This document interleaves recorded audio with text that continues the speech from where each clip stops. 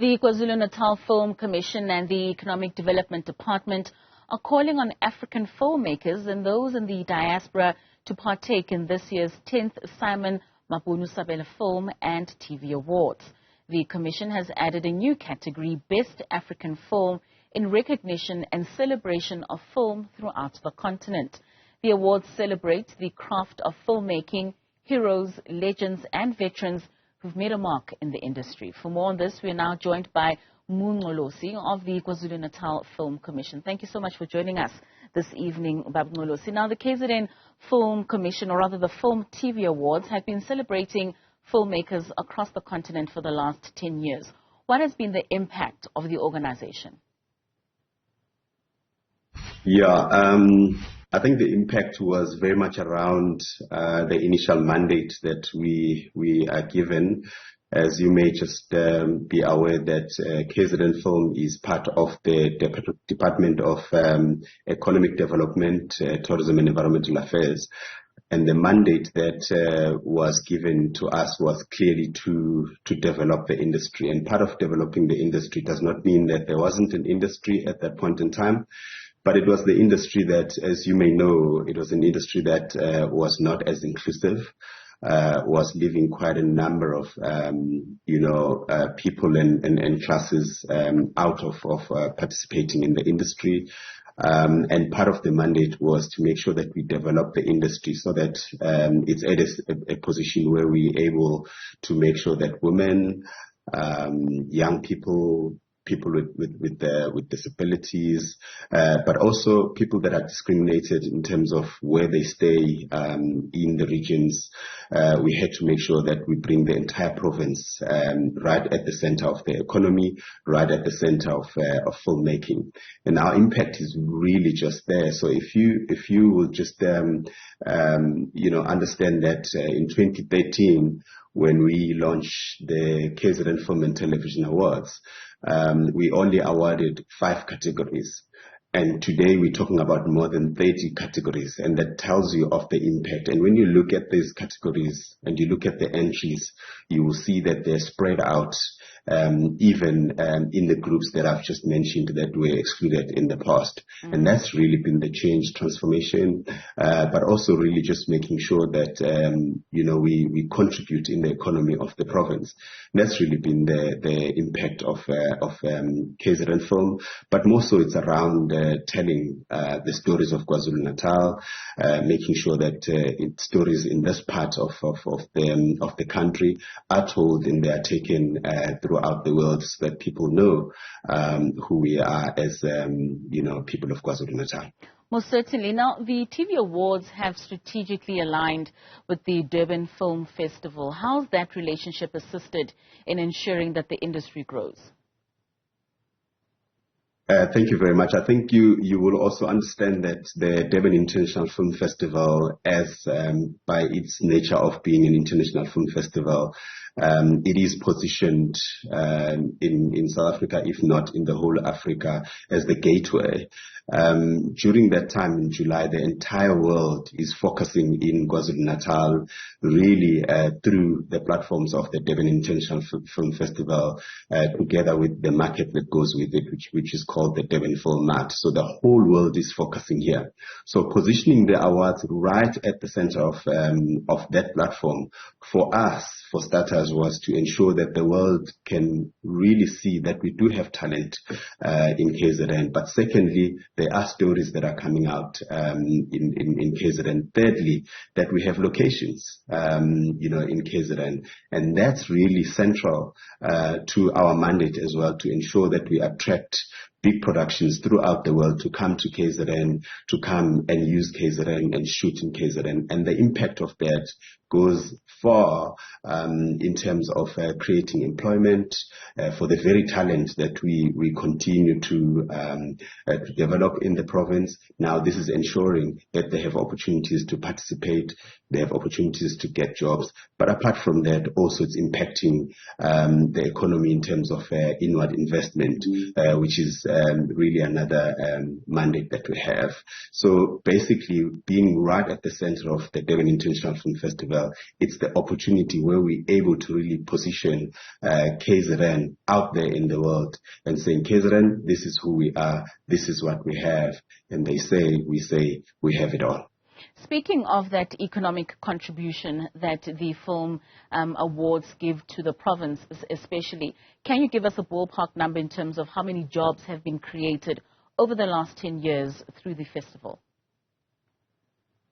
I may not have the numbers, immediately here, but there's really quite a lot of jobs that have been created. In fact, I think when I looked at the last that I looked at numbers in the research that was done, it was that the number of jobs that we've done, they've even surpassed the number of jobs that even in the area of as big as tourism, and we were really head and neck with tourism in terms of the number of jobs that we are creating as well, just as the film and television and the media sector. Speaking of that sector, we do know for a lot of productions to be able to tell those stories and to employ those people who are talent and who are technical crew, there is a huge issue of funding with regards to our film and TV industry. How are you assisting a lot of these production companies to attain the funding that they need in order for the work to go out? No, thank you so much for that question. I mean, it's really a key enabler. As KZN Film, we have what we call a KZN Film Fund, and this fund is really provided as an instrument and a platform for filmmakers to tap in. One, you have an idea, you want to develop that story, and we have what we call the development funding. Further to that, once it's developed, you now want to produce your film. We've got a production funding instrument.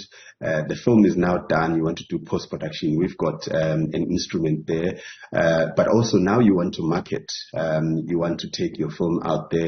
We've got funding that speaks to marketing and distribution.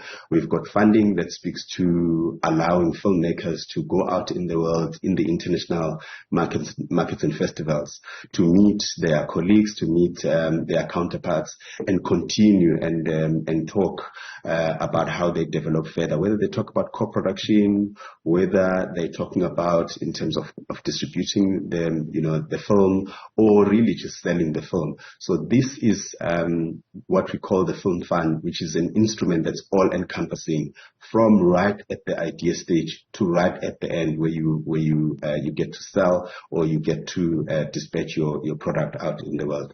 So this is our KZN Film Fund that has helped quite a lot of people. And one thing that's really nice about it is that it even helps someone who's really emerging and starting. So we have instruments that we've also put together for that, and one of them is called the made for TV film. We've realized in that area that there were people that were making films, but the quality was quite bad because it was zero budget, there was no money. And we decided, let's create an instrument to assist those really to improve, quality, but at the level where they are operating, making sure that we expand it. But we call it Made for TV because we said now it's going to be ready to get to different platforms that are able to take, much better quality product. That certainly is an enabler. What was the impact, though, of COVID-19 on the awards? COVID-19, first of all, the positive impact that it had is, first of all, it made us realize that we could actually have the awards even though they were not physical. In that very year, 2020, we had our awards, but they were virtual. And it's something that we were not thinking about at all before that. But what that did then is that it then opened the platform for the entire world to be able to also see the awards through the digital platforms, which, prior to that, we've always relied in saying, okay, fine, you must be part of the festival, you must be physical and be there. And of course, we've used some digital, but at that very point in time, it was really focused in that you can only access them through digital. So that was positive for us because it kind of shifted us. We've always been talking about the 4IR and the impact of 4IR disrupting the industry, and that's what happened. But the negative, impact was that because of that, we had issues the following year. So following year, we couldn't host the awards because at that point in time of COVID, there wasn't much production. As we know that everyone was locked, in their space. They couldn't go out to produce films. They couldn't go out to set and shoot. So there wasn't much work that was able to come out, which was enough for us to be able to stage the awards. Hence, we have a year that we've skipped, and so that's really was the impact, more so in the industry, in the production, which in the end we need to put films in that platform to be able to have the awards. So because of that year that you skipped, can some of those that produced films in 2021 and 2022 be then celebrated in 2023? Yes, their entries are being taken. So we've opened the eligibility period to allow all those films also to be able to end this time. Yes, they are. All right. And lastly, just the new category that you have now introduced, the Best African Film category. Just take us through what the expectations are for that category. That category is a new category, obviously, and we're very excited that we are launching it in the 10th year when we're celebrating the excellence, the decade of excellence of the awards. So that category, we're looking at the film that's produced anywhere in Africa, from Cape to Cairo. And then, of course, we're looking for the film. The film is all encompassing. So you would look at, the actors, how are they acting the story itself, the line itself. We look at the number of, areas in terms of criteria. We look at, the shooting itself, the lighting, and the whole rest of criteria. We're really looking for the best film, in Africa. So that's what we're looking for. All right, Mr. Ngcolosi, thank you so much for joining us this evening, and we do wish you all the best in celebrating South Africa and now Africa's filmmakers and TV makers. That was Mr. Ngcolosi.